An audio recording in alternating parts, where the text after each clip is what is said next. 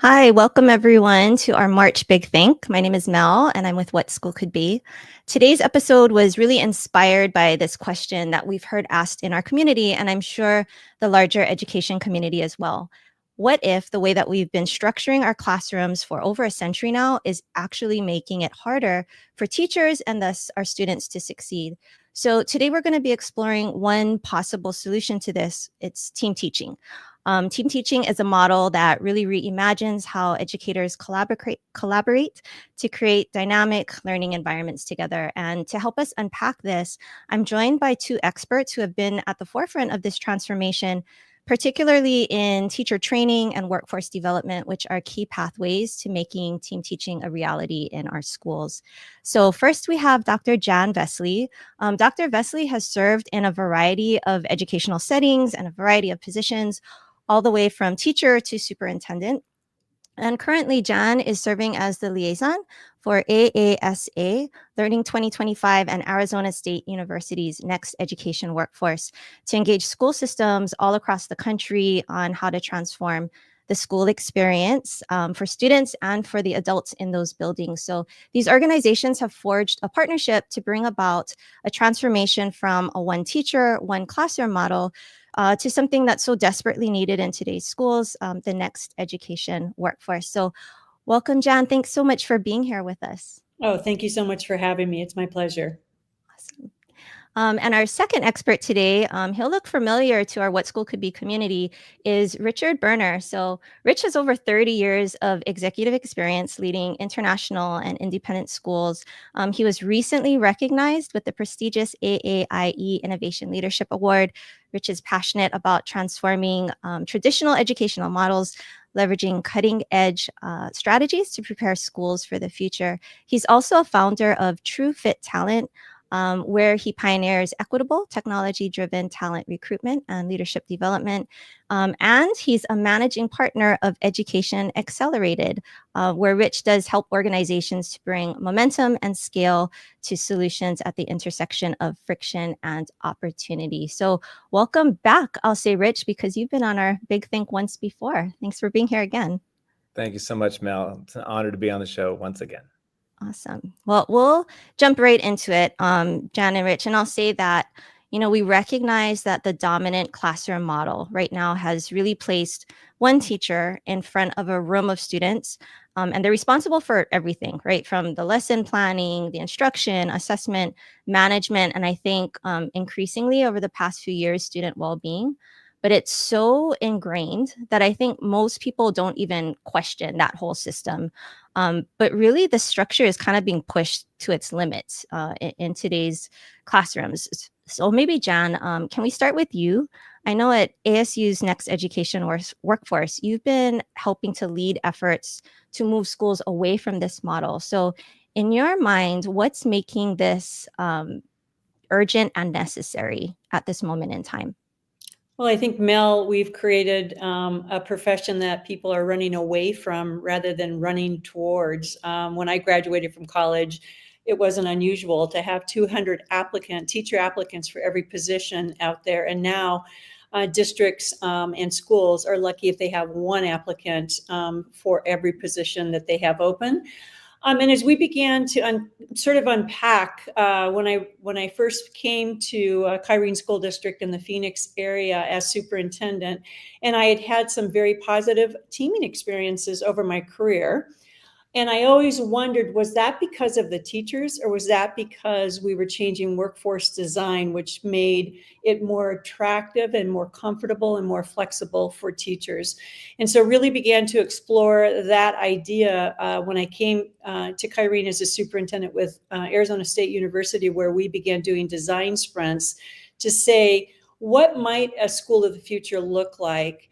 And as we really went through these design sprints, we began to see that is this a teacher shortage problem, or is this a workforce design problem?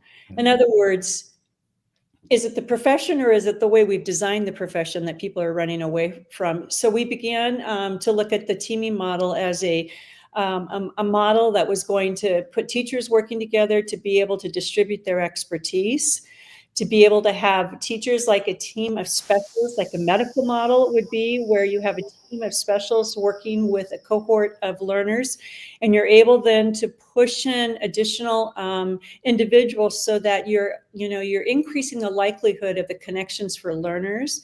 You're increasing the likelihood for deeper and personalized learning for students, and you're eliminating the isolation that teachers feel. You're distributing the workload for teachers. You're providing a more flexible environment for teachers. And what we're finding is that teacher satisfaction is going up significantly. Teacher retention is going up. Teacher recruitment is going up because folks no longer want to be in isolation, and they don't want to work in environments that don't provide them with the flexibility that really meets today's demands. Yeah. Rich, maybe just a similar question to that. I know that you've worked in schools kind of all around the world, and I'm assuming that some of them were more traditional and others maybe embraced newer models. So what do you see as maybe the biggest misconception about moving away from this one teacher classroom? I think this idea that each individual teacher holds expertise across all aspects of learning and content is a myth. The fact that we can't think that additive information and additive knowledge and skill sets around how we design learning for students and leverage the strengths that we each have, imagining a group of teachers and thinking of the varying strengths within that group and leveraging the moments of those individuals to be best in class in a space, and leveraging that so that when they're in those conversations with students or working in groups or providing information, that is happening at the strength base of each individual rather than considering their weakness. I think the other thing that really strikes me as I listen to Jan is the idea that we know that when we get feedback, and feedback that gets used, we can see movement happen in learning and in adult learning and in children's learning. And so think about the one classroom teacher. How often are they getting really formative, generative feedback about the experience of their instruction and the impact it's having? They certainly can get that feedback from students, yet oftentimes, because there isn't other adults in the room and those other adults are teaching at the same time, where does that growth happen? When we think about the medical model and this team of care working on a patient and they're reviewing regularly what's happening with the individual, meeting, discussing, probing, considering, trying things, coming back, all of those actions are around feedback and around collaboration and communication. But in the classroom of today, that doesn't happen. And so, we talk about training, and we give training in teams and groups sometimes, and I can highlight that some of the work we've done most recently at Graded around deeper learning, where we did all of the instructional practice and design of rethinking how to teach in the classroom in teams, all of it in teams for years. And then we put them right back into their individual classrooms. And guess what happens? They start to stagnate because they don't have the feedback anymore. And now they're craving that feedback, and we don't have a model to provide it until now. So let me push on that a little bit then. So with that in mind, how do we prepare educators, whether they're new, just coming into the field, or those who are more experienced and have been in schools for a while? How do we prepare them to then work in team-based models so that it's sustainable and it doesn't kind of have that regression that you had talked about, Rich? And I'm going to throw that out to both of you, either of you. Well, I mean, I don't think it's as great a shift as we might think to be able to think about what that looks like. That's collaboration, it's communication, it's designing with the team in mind from the beginning. So as you build out the lesson and the design of the unit, who's going to do what roles are you going to take? It's much like a sports team where you have different roles on the team and you relate what you're going to do in the game plan. Once that's designed and baked into a process, I think you're going to see a real additive experience for the faculty that are in that group. They're going to want to contribute. They're going to want to share ideas and approaches. So I don't think it's really all that foreign. I think we have to build and design the structures that allow that to happen. And Jan has expertise in that in the work she's done. And I would also say that Arizona State University has really done a great job of really collecting the practices, which we call the elements, for effective teams, the elements for effective schools that are going to lead teams, and the elements for systems to be able to support a teams-based model. And within those elements, we utilize those with those teacher teams to be able to train them what those elements look like in practice, so that they have a model to begin with, to begin looking and to set goals as a team on what they want to begin with, and then continuously using that as a rubric for them to collect and do self-evaluation to say, where are we on this continuum as a new teacher team? It could be a new teacher, but it could be a new teacher team. And as that they then begin to master those elements, then we have them move on to additional elements that are really going to create effective team practices with successful outcomes for learners, which is what we're getting at. And in our teams, we intentionally, as Rich said, build models where we are very intentional about having a master teacher on a team.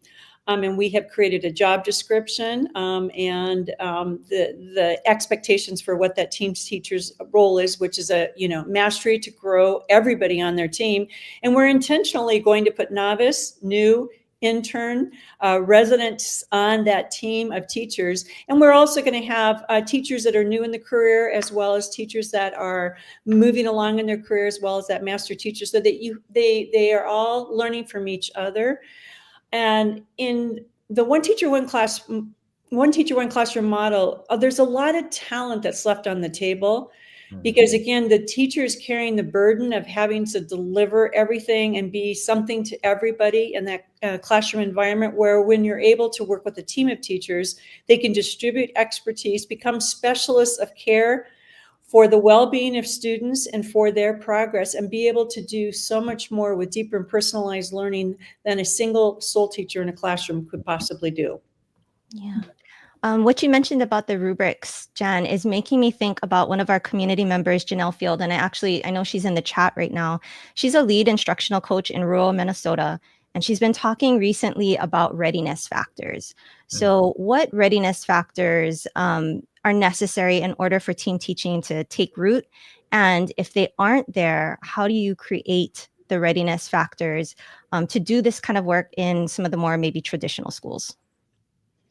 Well, obviously, the first place you're going to want to start is with collaboration, to be able to plan and collaborate. And the PLC model has been very effective for many years, and we know what the research says related to professional learning communities.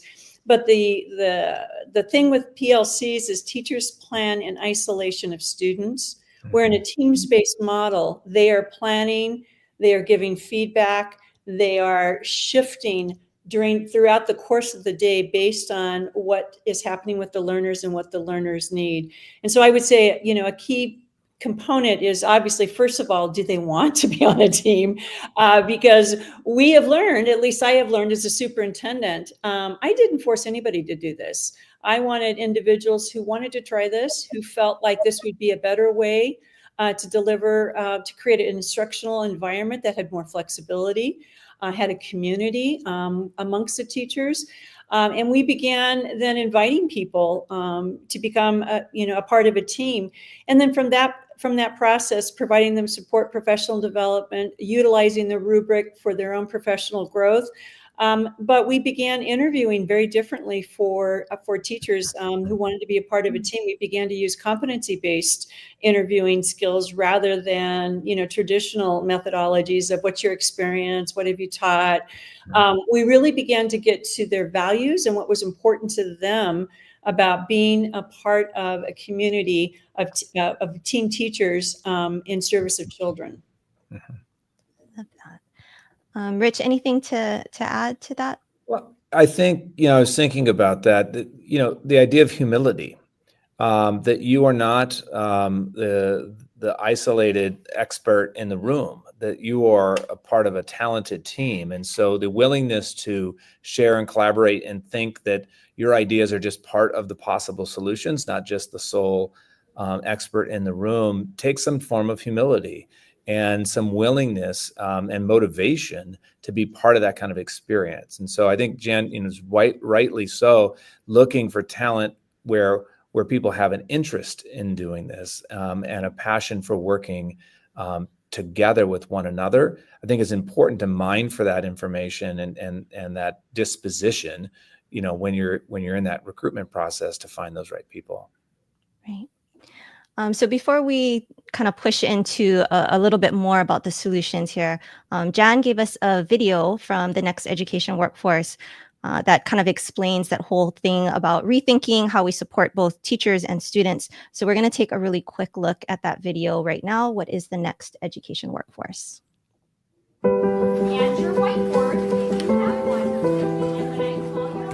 It's fun to watch teachers work together. There's nothing better than watching collaboration by professionals.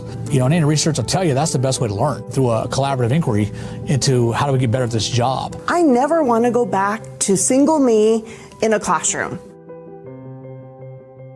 In Next Education Workforce models, a team of educators come together around a shared roster of students. Early results suggest that these models are not only better for educators, but also better for students. For a student, the traditional classroom typically provides a direct relationship with just one professional educator, their classroom teacher. They might have contact with other adults and support personnel, but their learning typically happens in a silo. Students in Next Education Workforce models are surrounded by a team of educators and benefit from relationships with multiple caring adults. When the students know and understand that they have 4 teachers working together for their benefit, then I think the students respond to that. We continue to survey our families and ask them what do they want for their children. The resource that they want most is their children to be surrounded by caring adults. And that is exactly what the Next Education Workforce is all about. If we're not getting the education workforce or the learning outcomes we want, we need to redesign the profession, the workplace, and how we prepare people for both. We need to develop the next education workforce.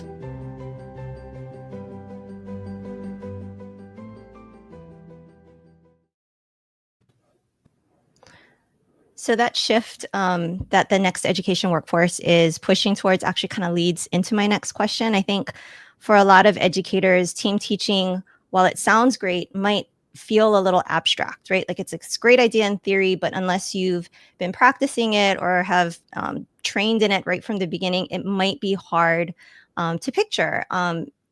Even working with teams, the idea of sharing decision-making, sharing responsibility might feel a little overwhelming, perhaps. Maybe even like more work. But as we kind of just saw in this video, there's evidence, obviously, that when it's done well, it makes teaching more sustainable. So, Jan, I know that your work is focusing on kind of the nuts and bolts of making the transition possible. What roles do educators play, and how does this model kind of shift their daily experience, not just for them, but for their students as well?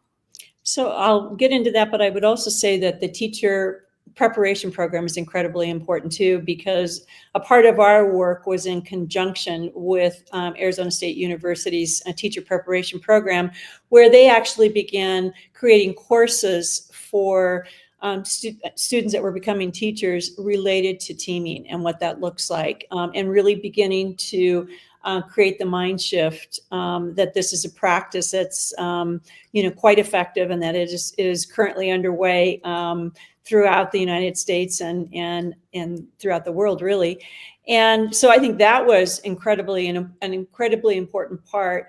And we want to make sure that we're getting those young novice teachers, those interns, those residents working in our programs, because when they work, they become a member of the team. They are no longer a student teacher. They are an integral part of the teaching team. And our district even made a decision, as many other districts do, that we are going to pay those individuals for that residency or that student teacher experience, because again, we wanted them to place a value on this process in their preparation towards teacher certification. So I think that's incredibly important. But I think with teaming, we give teachers autonomy to make decisions about what their team will look like, rather than the district creating a prototype and a model and saying, this is what we're going to do and we're going to replicate it. Every school, every setting, every team is unique to that situation and to that context, because we want to give teacher teams the autonomy to make decisions about what their instructional day will look like, give them flexibility with their schedule. In other words, they don't have to live with the traditional schedule that has always existed at the school. They can block, they can change their schedule. We give them lots of flexibility to really be reactive and responsive to the needs of the learners in their program. And so having that flexibility rather than having the district define every 10 minutes of their day has really given back far more innovation to teachers and far more opportunity for them to do things that are incredibly important for students and are also bring joy back to them as an educator.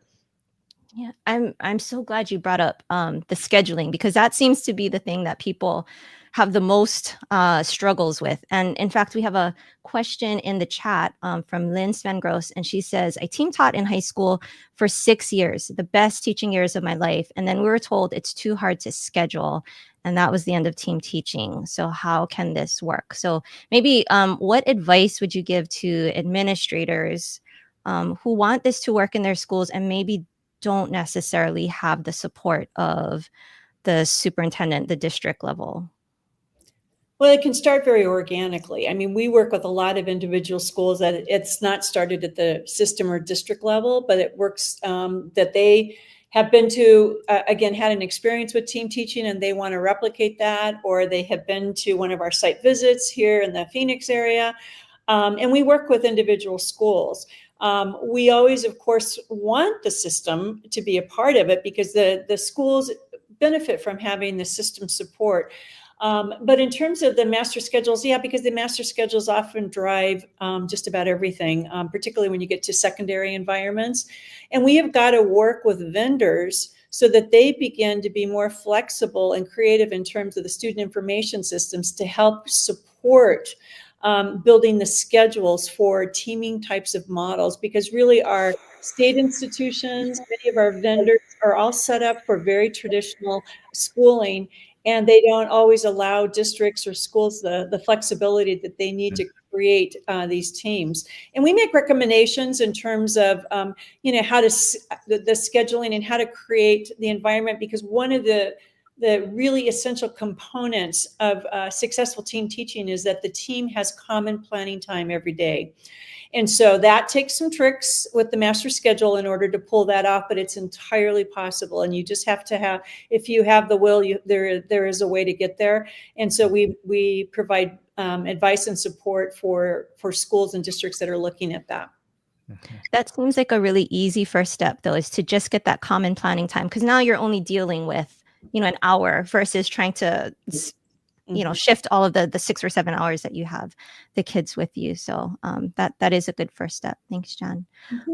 Rich, what do you, I know you've had team teaching in your schools that you've worked in. So when you've walked into classrooms, how do the teachers show you that this kind of thing is happening, that it's being successful? And if it's not, how do they approach you for support and help as an administrator? Well, in almost every occasion, there has been success because of the collaboration that happens. And so what we see is a dynamic and alive space. We see teachers in all aspects and all physical aspects of the room engaging with students in different ways.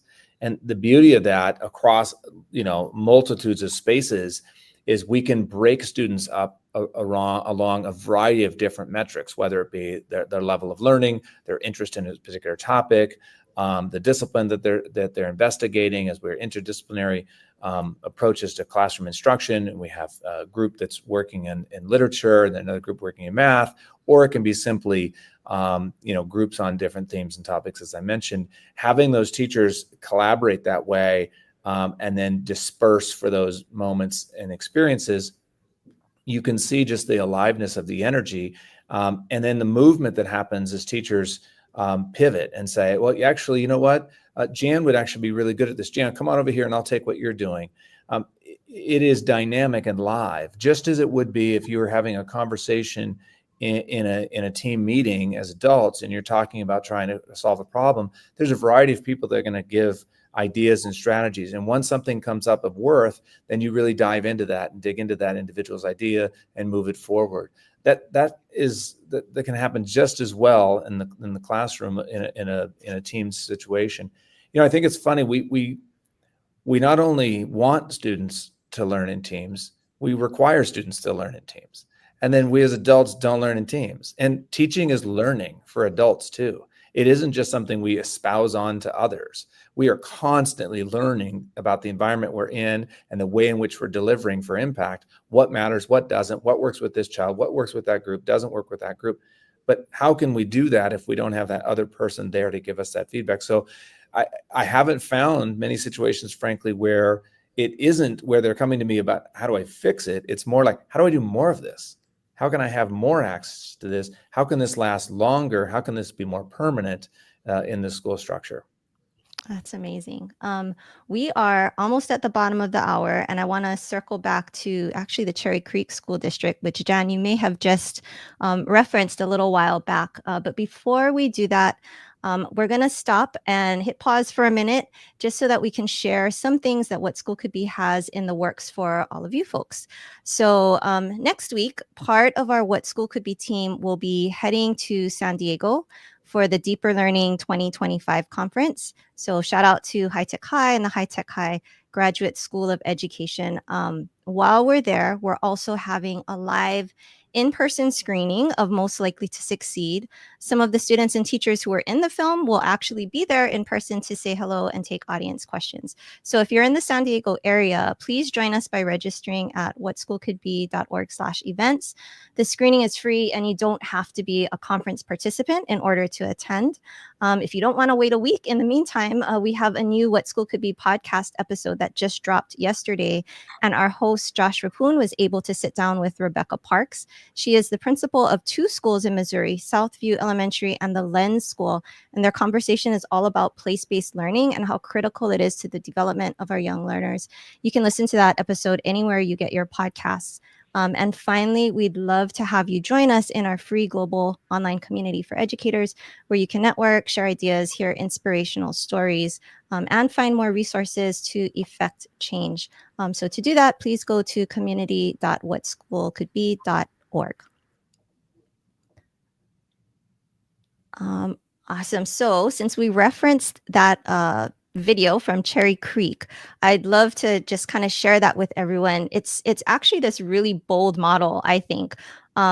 It's preparing future educators that's giving them real world experience, mentorship, and even some financial support, which we often know that as student teachers, you're given the suggestion that you should quit the job that you're working at so you can focus full time. And that's not really realistic for people who are trying to pay their way through school and move into a different profession and so forth. So this video called The Aspiring Educators Pathway that Rich provided kind of shows us how they're doing that. So let's take a look at that.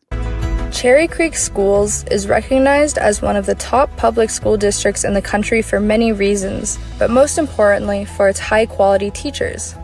Ranked #1 in Colorado for teacher satisfaction, Cherry Creek Schools is known for empowering and supporting its teachers to ensure the best possible outcome for students. As an aspiring educator, you will be in a classroom alongside an experienced mentor teacher, planning lessons and teaching students daily. From day one, you will be a salaried, benefit-eligible employee while gaining invaluable classroom experience. Aspiring educators will have the opportunity to earn a bachelor's in education with little to no student debt. Upon successful completion of the program, participants will be ready to apply for a teaching license and eligible to apply for teaching positions. The Aspiring Educator Pathway provides future educators with over 4,500 hours of hands-on classroom experience. This helps to prevent teacher burnout and develop better prepared new teachers, leading to improved student learning outcomes. Join us as we reimagine the teaching and learning environment and elevate the teaching profession.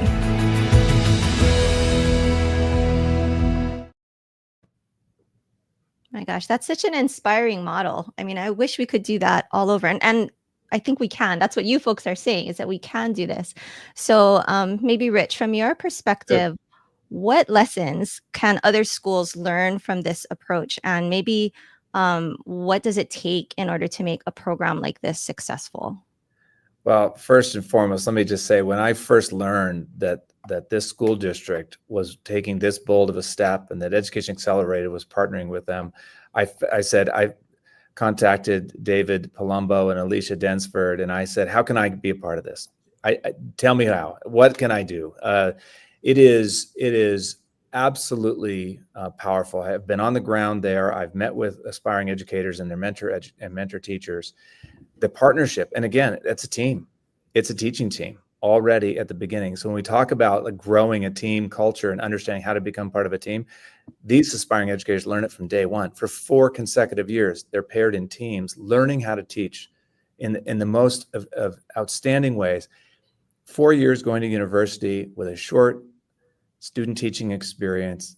We know that's not readying educators. It never readied educators correctly. And so this model is so brave and so bold to say, we're going to commit to these young people to be part of the culture of a school, to learn from the best in class educators in collaboration and grow and evolve their craft and understanding.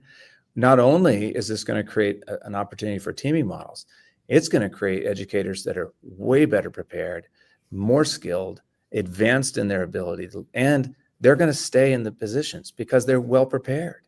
And so they're going to feel confident, the community is going to support them, the students are going to be connected to them. And so this model, and absolutely this model, can scale.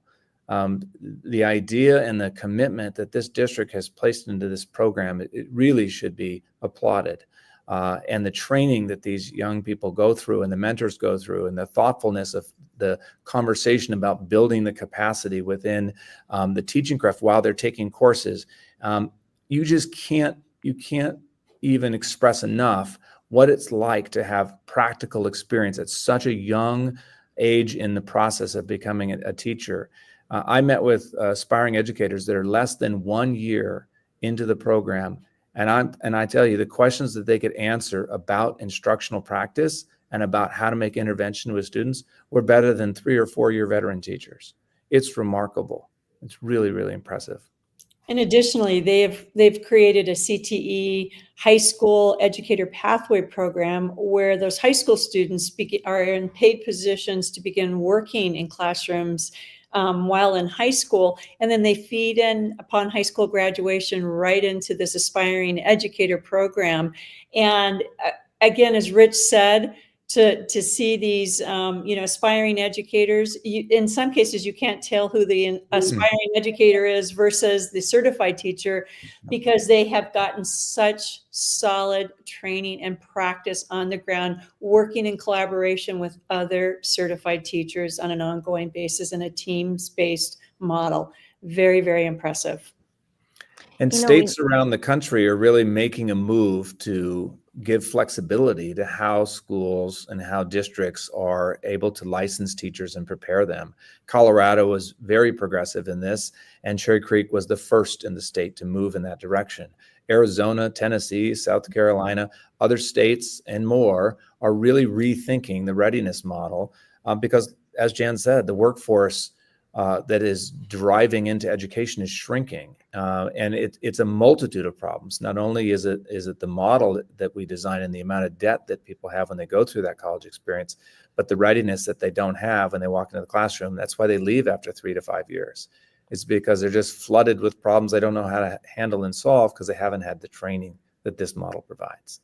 You know, what's really interesting, Rich, is I'm so glad you brought up that 3 to 5 year statistic, because this program to me sounds like it's taken those 3 to 5 years, right, that 4-year mark, and they've given these teachers support so that they can get past the hardest point in their careers. It just seems like it makes so much sense that they've given that support there. That's incredible. Really, if you look at the teaching profession, day 3 looks very similar in a traditional classroom that day 3000 looks, because we're not shifting the dynamics of what they're doing and the opportunity to work as a community with a strong purpose in the community.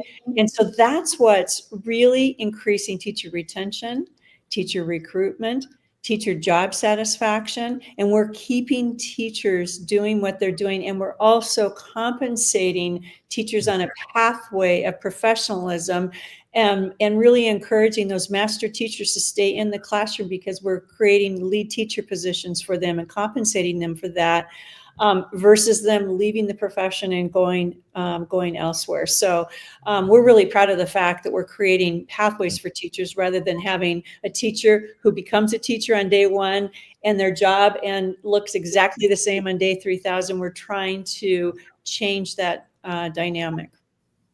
One of the mentor teachers said to me, she's been teaching for 25 years in the Colorado district. And she said, I said, why did you choose to be a mentor? And she said, well, I felt like I should give back, and I've become a little stagnant in my practice. And so I thought this would help, and I could help. And I said, so what do you think about your decision? She says, it's transformed my practice. After 25 years of doing it the same way, by coaching someone through I had to rethink everything about my approach. And now, and the questions that my aspiring educators asking of me that nobody else was asking me for feedback about has changed how I respond, which then makes me think differently about the instruction I'm giving to students. It's essentially, she said, after 25 years, it's like a rebirth.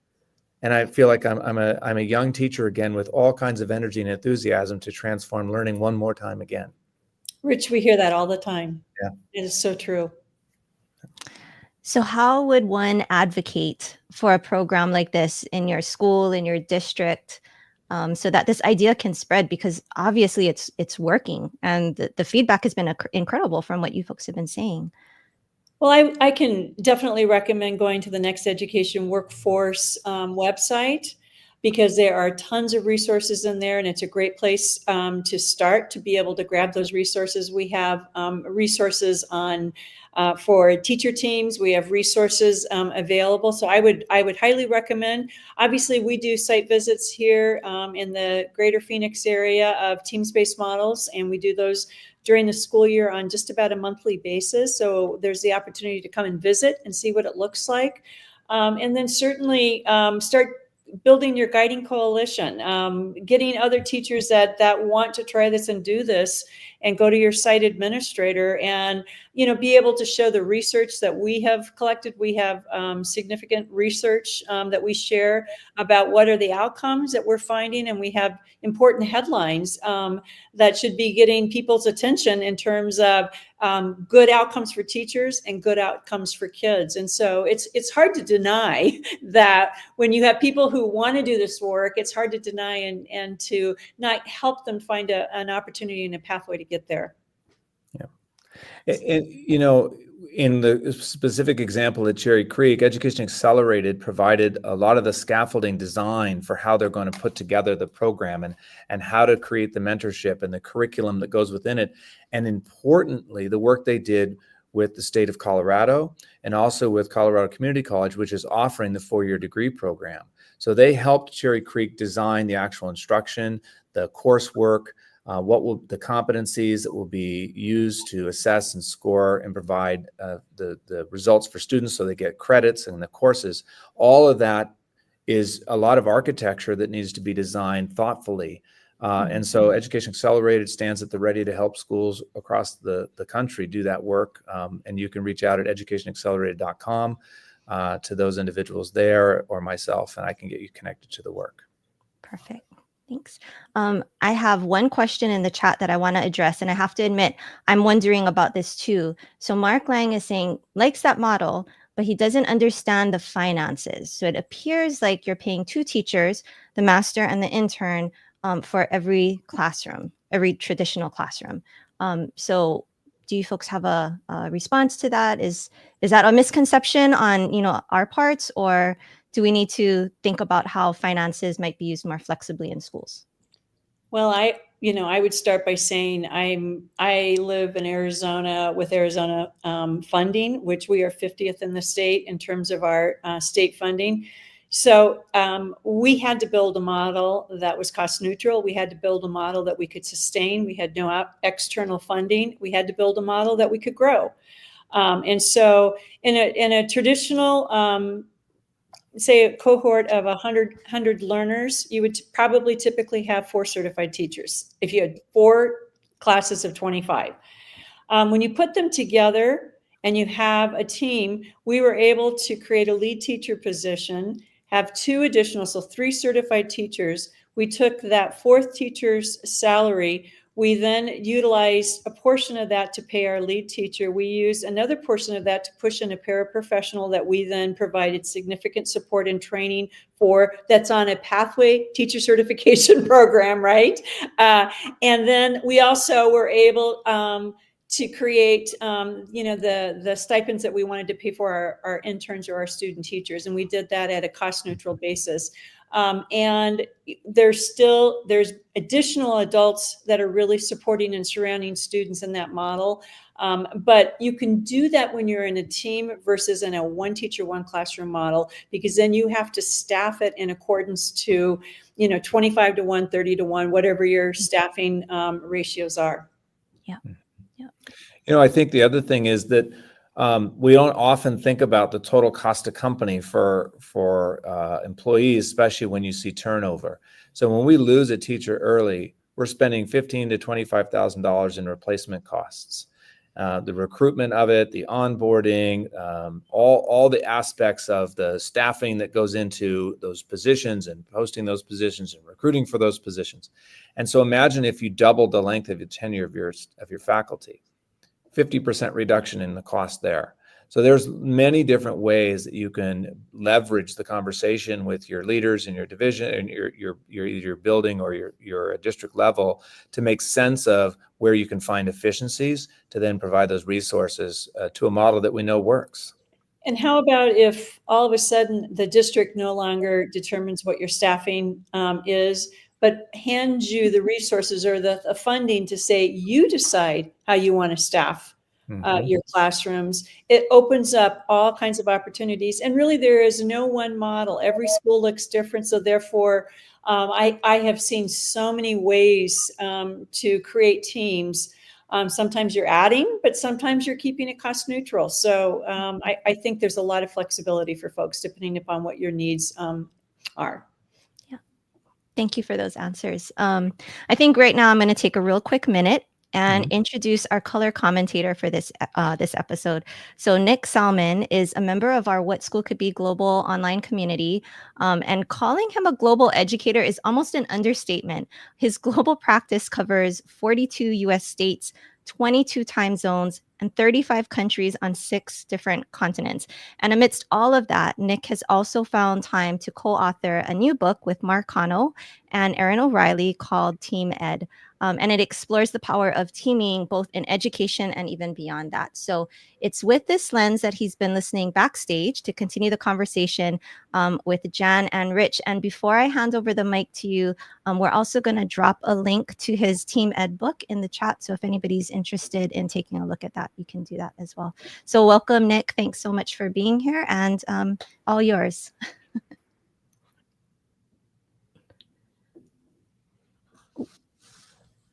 I think you might be on mute, Nick. Oh, there we go.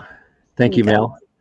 And Jan and Rich, if you could see me backstage, you would have seen me clapping. You would have seen me taking 11 pages of notes and thinking about what you are able to achieve in many different parts of the world and the enthusiasm that you're bringing to this is possible.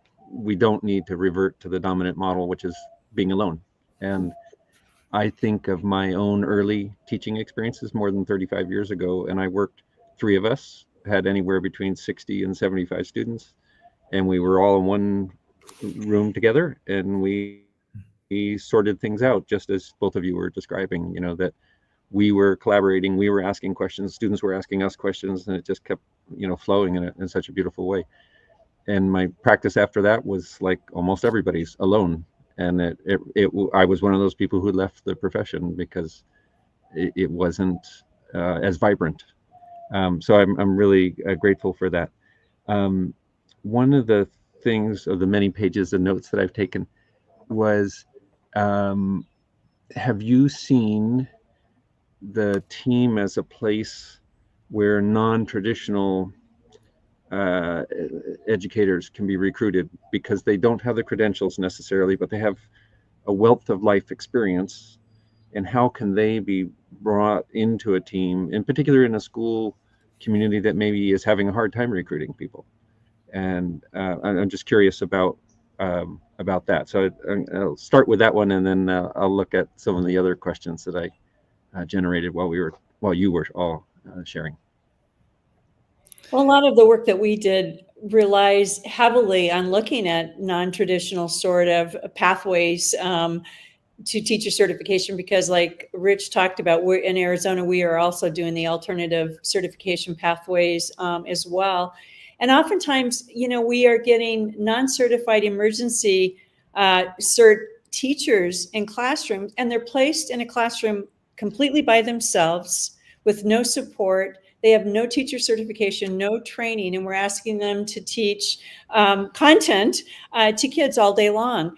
And so but by pulling them into a team and giving them, for example, if they were a camp counselor, allowing them the opportunity to be sort of a student support coach, checking in, checking out, doing the social and emotional wellness with kids, having roles that are important and significant and build relationships with kids, and is also giving them access to watch and to work side by side with certified teachers and helping to grow them along a certification pathway is huge. Also, I think we're missing opportunities for even retired teachers or teachers who have left the profession because they don't want necessarily to work 5 days a week, 8 hours a day. But if they have a passion for something that is would be significant contribution to a team, let's hire them part-time to work in a partial contract rather than a full-time. I think in the United States, we tend to think in, full-time FTEs for teachers rather than giving more flexibility and more opportunities. But yes, and we've pulled in business and industry partners to come in and really partner with us on projects and experiential learning, interdisciplinary learning, and their expertise. So I think it's so much untapped potential out there that we really are relying on. Mm-hmm. Well, I'm hesitant to answer because I don't want to blow this up in a different direction. But I want to share a story very quickly. So we just Education Accelerated held a think tank in Washington, D.C. about a month and a half ago. And we brought global leaders from around the world in education, thought leaders and experts in industry, and public educators. And we talked about what the future of school should and could look like. And over a 2-day period, there were some very provocative solutions. And one of those was around the focus of the role of the teacher. And what is the role of the teacher? And then, of course, interspersed in all of those topics was AI and what's happening with technology. And so when I think about this, it makes me think about one of the solutions that came forward, which was when will, and will it, and this is obviously a contentious conversation, AI become the content deliverer that's more impactful at delivering content to students, and we become the diagnosticians, the learning experience designers, the career engagers, the internship developers that bring meaning to the content, to what they're learning, and relevance, the social emotional guides, the coaches. Those roles, Nick, I think could be easily filled by people from industry. And so that's coming our way, in my prediction, in the not too near future. And that has another kind of a knock-on effect on transforming the team teaching model. Mm-hmm. Yeah, it's interesting because in our team book, we actually talk about how do you recruit AI to be a teammate. Mm-hmm. And I hadn't thought of the examples that you just provided, but one way or another, how do we, as adults and as young people, interact with AI, and what are the ways that we can benefit from that? And if it means allowing the humans to be their most human, then that puts us probably in the greatest chance of building a meaningful relationship with a young person. And that actually is a transition to another observation I had, which was that you were talking about, I think, Jan, you were talking about the well-being aspects of being on a team. And I'm wondering, have you been researching, is there lower absenteeism? Does that open up more money to operate a school because you're not paying a substitute teacher on top of the primary teachers and things like that? Do people report a greater sense of satisfaction with their lives in the team setting? So yes, and collecting the data and the research that we're doing, that is absolutely true. And one of the really unintended things that happened in our first year of launching a teams-based model was, first and foremost, we had our sub budget, but the team teachers said, no, we don't want to substitute when one of us is out, because we have a team working with these students, and we have our routines and our rituals and our systems. To bring in an outsider is disruptive and chaotic. We would prefer not to. And we said, oh, well, that's fine. Then you can reutilize your sub budget in another way. And the other thing that we noticed was teacher absenteeism dropped significantly, because all of a sudden they were a part of a team and it felt like they were letting down their family when they took an absence. Now, of course, people need absences on occasion, but they weren't. What we're finding is that young teachers are using up, in a one teacher, one classroom model, they're using up all of their sick days every single year, especially since the pandemic. And what has shifted that trend is working in a team, because now they have this feeling of, this is my commitment to my family, and I don't want to let them down by, being absent 20 days a year. And it's really, that has had a significant impact on available dollars that then can be put back into schools, because we're not spending those resources on substitute teachers. I don't know if you have an extension of that. I don't think I could have answered that any better. I'll just say ditto to that. Yeah. Well, the other thing that I was reflecting on from backstage was the Cherry Creek model, and the idea that a young person, or maybe not so young person, would be immersed in a team throughout their undergraduate education is powerful, because it suggests that community has made a commitment to doing this in as many places as we can, and with the expectation that the team teaching would be the dominant model.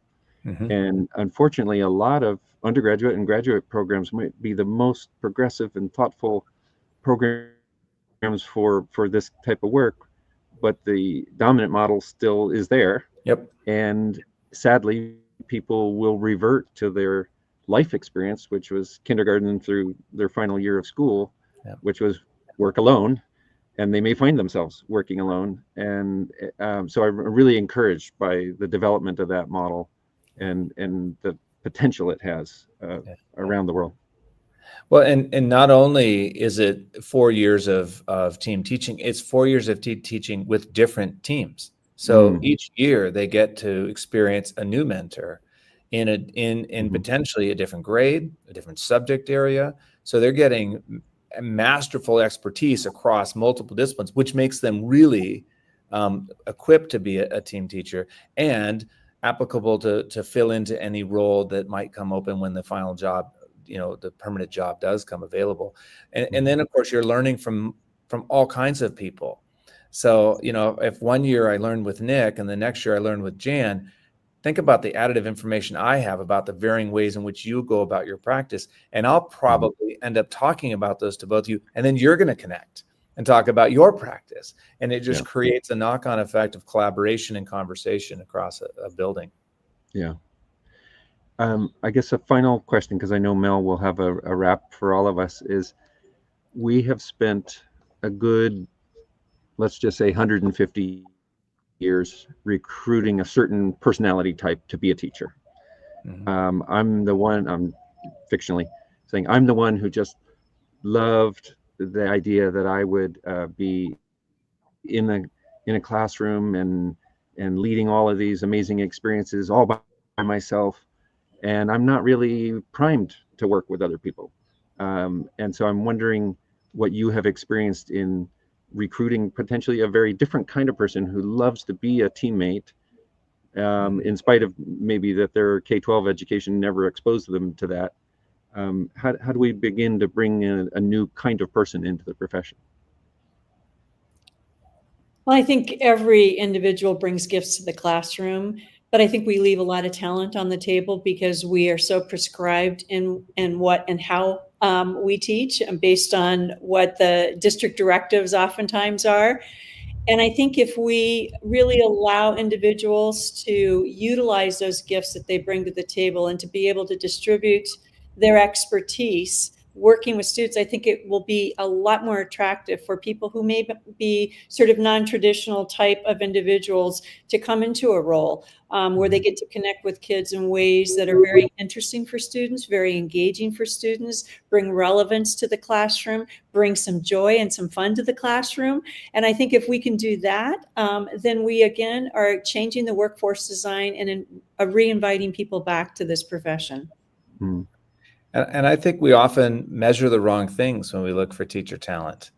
And so, when we think about all the bias that's in the process of selection and recruitment, we tend to replicate the things we're comfortable with, we're familiar with.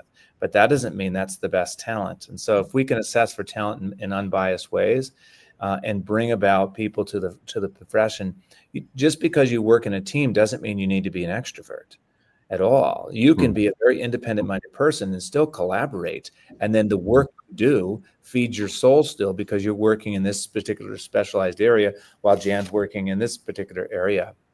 It doesn't mean you're part of a team collaborating every second of every moment, but you're leveraging the best of each person. And so having a mindset, and you can actually assess for those kinds of skills in a selection and recruitment process, that somebody has the disposition and the willingness to learn and grow with others rather than just be a teammate and a champion. Well, it's like I said, I was nodding, I was clapping, I was taking many notes, and I'm really looking forward to continuing this conversation, not just within the What School Could Be community, but with everyone we encounter. This is such a beautiful bit of work that both of you have been doing, and it's been really inspiring. Well, in the last maybe minute or two that we have, one quick speed question. And Nick, if you want to chime in to an answer for this too, that would be awesome. So when educators walk into their learning spaces tomorrow, what is one small step that they can take towards team teaching? Even if that model isn't being adopted whole school, what is one thing that they can do? Grab a teacher next door, it's on planning, and ask them to do it with them together, and they'll do it for them when they're on their planning. Love that. Find a partner and do a project together with two classes. That's a simple way to start. And I guess I would say declutter your learning environment so that if you needed to bring more kids and another adult into the space, it would be possible to do. Those are great suggestions for everyone, and I'm sure it'll make it so much easier for people who feel like they're stuck in their models to at least begin taking some steps towards something that's a lot more sustainable for themselves and for their school community. So with that, as we wrap up, just a really huge thank you to our color commentator, Nick Salmon, for lending his expertise and his thoughtful inquiry. Thank you so much, Nick. We appreciate you. And Rich and Jan, thank you so much for spending your evening with us. I know it's getting late where you folks are at, and Jan, you've already had a full day. Rich, I'm sure you have too. So we're very grateful that you've come and you've talked about the power that is team teaching with all of us. And to everyone out there watching, thank you as always for being a part of the conversation. Please stay connected with us and our What School Could Be community, and we'll see you at our next Big Think in April. So thanks again, everyone. Thank you, Mel. Thanks, everybody. Thank you, Rich. It's a pleasure.